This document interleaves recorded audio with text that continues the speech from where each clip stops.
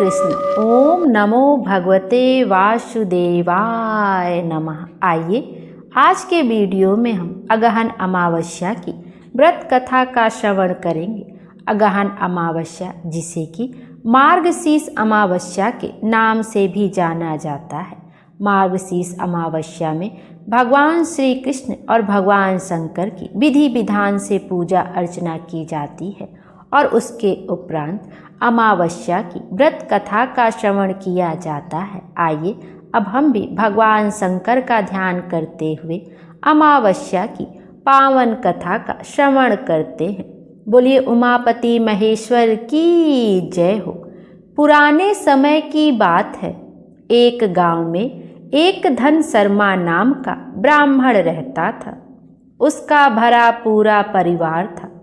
उसके परिवार में उसकी पत्नी के अलावा उसके माँ बाप और 2 भाई भी अपने परिवार के साथ रहते थे।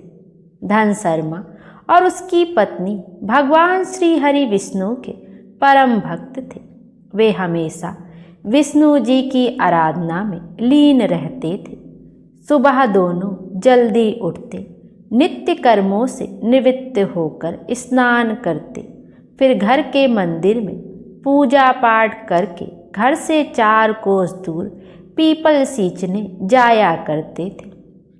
उनका यह रोजाना का नियम था। जहाँ कहीं मंदिर में कीर्तन सत्संग होते तो दोनों पति पत्नी वहाँ जाकर श्रद्धा पूर्वक भजन कीर्तन में हिस्सा लेते थे। लेकिन उन दोनों का मन ही एक कमी हमेशा कचोटती रहती थी। कहने को तो उनका भरा पूरा परिवार था, लेकिन उन दोनों के खुद के कोई संतान नहीं थी। इस बात को लेकर वे पति पत्नी हमेशा बहुत ही उदास रहते थे। इस बात को भुलाने के लिए वह ज़्यादा से ज़्यादा समय अपना भगवान की भक्ति में ही व्यतीत करते थे। लेकिन जैसे जैसे समय बीतता गया उन्हें संतान की कमी सताने लगी। अब ब्राह्मण को तो धन धान्य से भरा हुआ घर परिवार भी बिल्कुल अच्छा नहीं लगता था और ना ही उसका मन अपने घर परिवार के लोगों से बात करने को ही करता था। धन शर्मा की माँ समझाती कि बेटा, भगवान के घर देर है पर अंधेर नहीं है। तुम्हें संतान की प्राप्ति अवश्य होगी, यह मेरा मन कहता है। लेकिन धन शर्मा अपने आप को दिलासा देते देते अब थक चुका था। वह एक दिन अपनी पत्नी से कहने लगा कि हे देवी, मैं तपस्या करने के लिए वन जा रहा हूँ। अब मुझे यहाँ पर कुछ भी अच्छा नहीं लगता है। जिन लोगों को संतान की प्राप्ति नहीं होती है, उन लोगों का मुख देखना भी लोग धर्म नहीं मानते हैं। मुझे लगता है कि मैं कठिन से कठिन तपस्या करूँगा तो हमें भी संतान का सुख अवश्य मिलेगा। धन शर्मा की बात सुनकर उसकी पत्नी ने कहा कि स्वामी, आप आराम से जाइए। मैं अपना समय सास ससुर की सेवा में व्यतीत करते हुए अपने धर्म का पालन करूंगी और आपके आने की राह देखूंगी। तब धन शर्मा अपनी पत्नी के मुख से इस तरह के धर्म के वचन सुनकर बहुत ही खुश हुआ और खुशी खुशी वन में तपस्या करने के लिए चला गया। वन में जाकर ब्राह्मण देवता कठिन तपस्या करने लगे। तपस्या करते हुए महीनों बीते, साल बीते। ऐसा करते करते कई साल बीत गए, लेकिन उसे फल की प्राप्ति ना हुई और ना ही भगवान उस पर प्रसन्न हुए। उधर पीछे उसकी पत्नी अपने बूढ़े सास ससुर की सेवा करती हुई विष्णु भगवान की पूजा में लीन रहती और भगवान से प्रार्थना करती कि हे भोले बाबा, हे कृष्ण भगवान, मेरे स्वामी का मनोरथ पूर्ण करो ताकि वह जल्दी से जल्दी घर आ जाए। लेकिन भगवान ब्राह्मण देवता की पूजा से प्रसन्न नहीं हुए। ब्राह्मण देवता तपस्या करते करते थक चुके थे। इसी इंतजार में कि आज मुझे भगवान दर्शन जरूर देंगे, आज नहीं दिए तो कल मुझे दर्शन जरूर देंगे। इस तरह सालों बीतने के बाद उनके सब्र का बांध टूट गया। वह फूट फूट कर रोने लगा। रोते रोते अचानक उसके मन में एक विचार आया कि मैंने सारी उम्र भगवान की पूजा पाठ में गुजार दी, फिर भी मेरी एक ही कामना थी, वह भी पूरी नहीं हुई।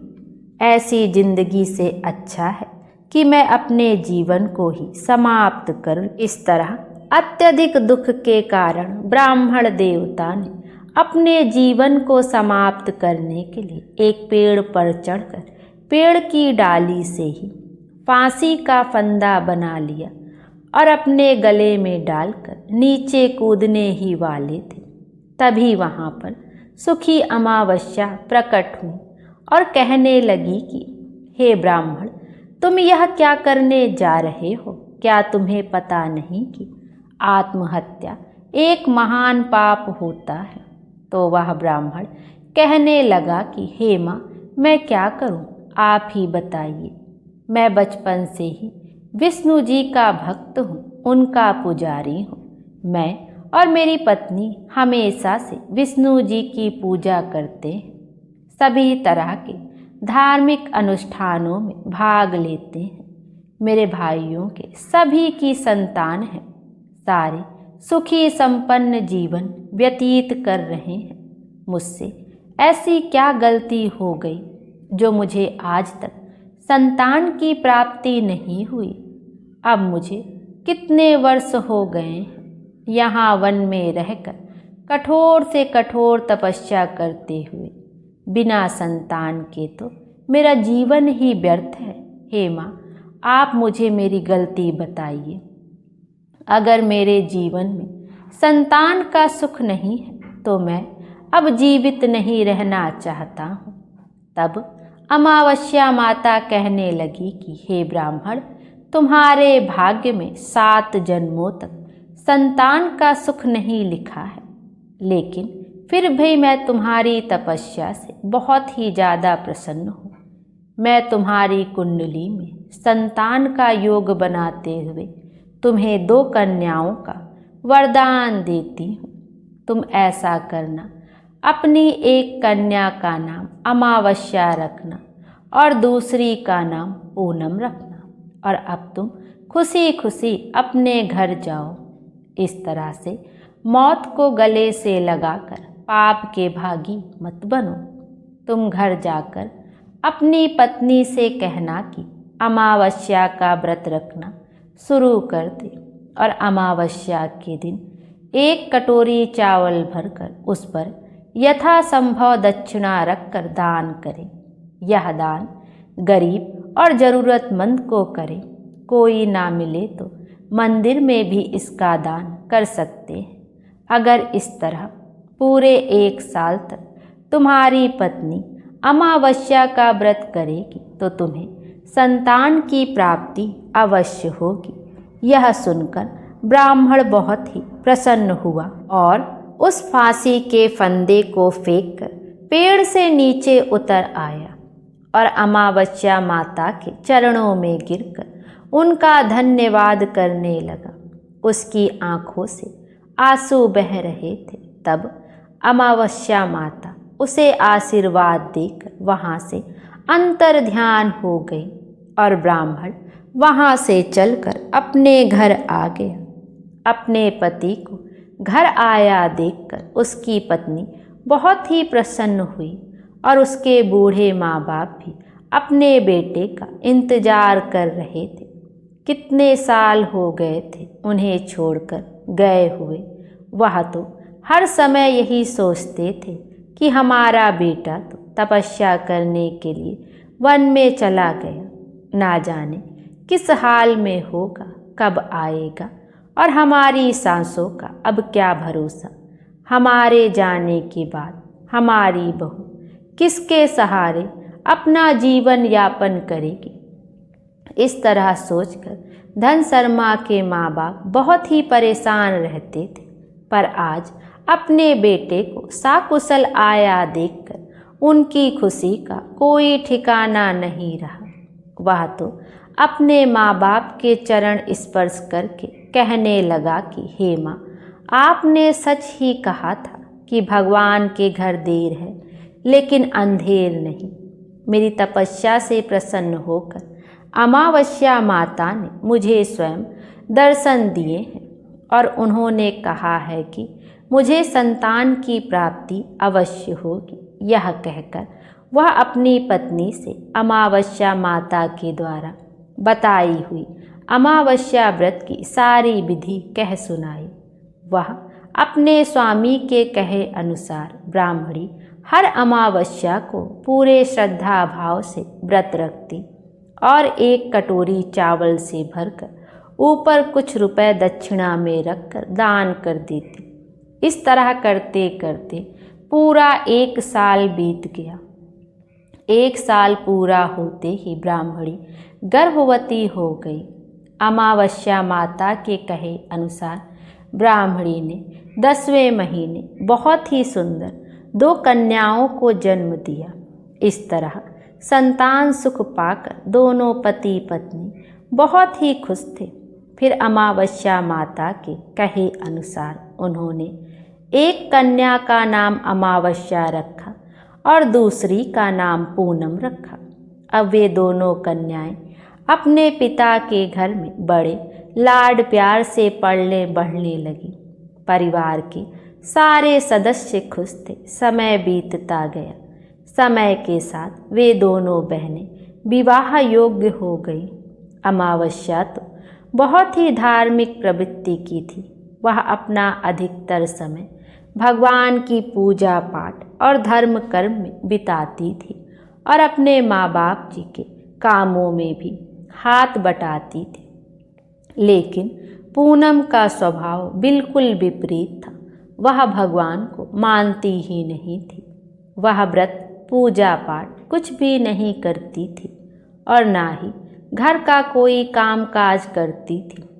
तब एक दिन धन शर्मा की पत्नी ने कहा, स्वामी, हमारी दोनों बेटियां विवाह योग्य हो गई हैं। आप इनके लिए अच्छा घर और वर देखकर इनका विवाह करवा दीजिए। तब धन शर्मा ने अपनी तरफ से अच्छा घर और वर देखकर अलग अलग घरों में अपनी बेटियों का विवाह करवा दिया। दोनों के ससुराल वाले काफ़ी संपन्न थे। धन धान्य की उन्हें कोई कमी नहीं थी। अमावस्या ने तो अपने ससुराल जाकर भी पूजा पाठ का नियम नहीं छोड़ा। वह अच्छे से भगवान की पूजा करती, अमावस्या को व्रत रखकर चावल का दान किया करती थी। अमावस्या माता की कृपा से उसे 9वें महीने ही पुत्र की प्राप्ति हुई। इस तरह वह सुखी और संपन्न रहने लगी। लेकिन उसकी छोटी बहन पूनम, जिसकी कि पूजा पाठ में कोई रुचि नहीं थी, यहाँ तक कि वह भगवान को भी नहीं मानती थी, उसके ससुराल जाते ही वहाँ का सारा धन वैभव नष्ट हो गया। ससुराल वाले दाने दाने के मोहताज हो गए और घर में लड़ाई झगड़ा रहने लगा। उसकी सास कहने लगी कि बहू तो अभागिन है, उसके आते ही हमारा सारा धन वैभव नष्ट हो गया और घर की सुख शांति भी भंग हो गई है। वह इस तरह के ताने सुन सुनकर बहुत ही परेशान रहती थी। एक बार अमावस्या अपने बच्चों को लेकर अपने पिता के घर मिलने आई। तब उसे पूनम के बारे में पता चला कि उसका सारा धन वैभव नष्ट हो गया है और वे तो दाने दाने के मोहताज हो गए हैं और ना ही पूनम को अभी तक कोई संतान की प्राप्ति ही हुई है। ससुराल वाले उसे ताने मारते हैं। यह जानकर अमावस्या को बहुत ही दुख हुआ। फिर अमावस्या कुछ दिन अपने मायके रुकी और कुछ समय बाद ससुराल आ गई और वहाँ आकर अपनी छोटी बहन पूनम के लिए ढेर सारा सामान लेकर उससे मिलने के लिए चली गई। जब वह अपनी बहन के घर पहुंची तो देखा कि उसकी हालत तो बहुत ही दयनीय थी। अमावस्या को देखते ही पूनम फूट फूट कर रोने लगी और गले लगकर कहने लगी कि बहन, पता नहीं मुझसे क्या गलती हो गई जो मेरे आते ही इनका सारा धन वैभव नष्ट हो गया। अब तो मुझसे कोई ढंग से बात भी नहीं करता है। मेरा तो जीवन दुख और कष्टों से भर गया है। बहन, तुम ही मुझे बताओ कि अब मैं क्या करूं? क्या मेरे इस दुख का कोई निवारण होगा? क्या मुझे भी संतान की प्राप्ति होगी? क्या मेरे घर में भी धन वैभव का वास होगा? तब अमावस्या पूनम को चुप कराते हुए कहने लगी कि पूनम, इस तरह से विलाप मत करो, रोने से कुछ हासिल नहीं होगा। तुम मेरी बात मानो और अमावस्या का व्रत करना शुरू कर दो। पूरी निष्ठा से अमावस्या माता का व्रत करना और 1 कटोरी चावल भरकर दान करना। ऐसा करने से तुम्हें संतान की प्राप्ति होगी और तुम्हारे घर में धन वैभव का वास होगा और यह घर के लड़ाई झगड़े अमावस्या माता के आशीर्वाद से अपने आप ही समाप्त हो जाएंगे। इस तरह अमावस्या पूनम को व्रत की सारी विधि बतलाकर अपने घर चली आई। फिर अमावस्या के कहे अनुसार पूनम ने अमावस्या के व्रत रखने शुरू किए। उसकी सच्ची निष्ठा और लगन देखकर अमावस्या माता बहुत ही प्रसन्न हुई और माँ के आशीर्वाद से उसका घर धन वैभव से भर गया और 1 साल के अंदर ही पूनम ने एक बहुत ही सुंदर पुत्र को जन्म दिया। अब तो घर में वंश की वृद्धि होते ही उसके सास ससुर बहुत ही खुश हुए। उनकी सारी नाराजगी दूर हो गई। फिर सारे मिलकर खुशी पूर्वक रहने लगे। हे अमावस्या माता, जिस तरह आपने धन शर्मा ब्राह्मण को संतान सुख दिया, उसकी बेटी का भी जीवन संवारा, उसी तरह हे अमावस्या माता, जो भी आपका व्रत रखकर आपकी इस कथा को सुने, उसके सारे मनोरथ पूर्ण करना, सुख समृद्धि का वास करना, घर में अन्न धन के भंडार भरना। बोलिए अमावस्या माता की जय। यह थी अमावस्या माता की व्रत कथा। इस कथा को जो भी भक्त सच्चे दिल से श्रवण करते हैं, माता अमावस्या की कृपा से उनके सारे मनोरथ पूर्ण होते हैं और उनके जीवन में सुखों का वास होता है। बोलिए अमावस्या माता की जय। अमावस्या व्रत कथा कहने में यदि मुझसे कोई त्रुटि हो गई हो तो उसके लिए मुझे क्षमा कर दीजिएगा। बोलिए माता रानी की जय। अमावस्या माता हम सब की मनोकामना पूर्ण करें और हमारे जीवन को खुशियों से भर दें। Thank you.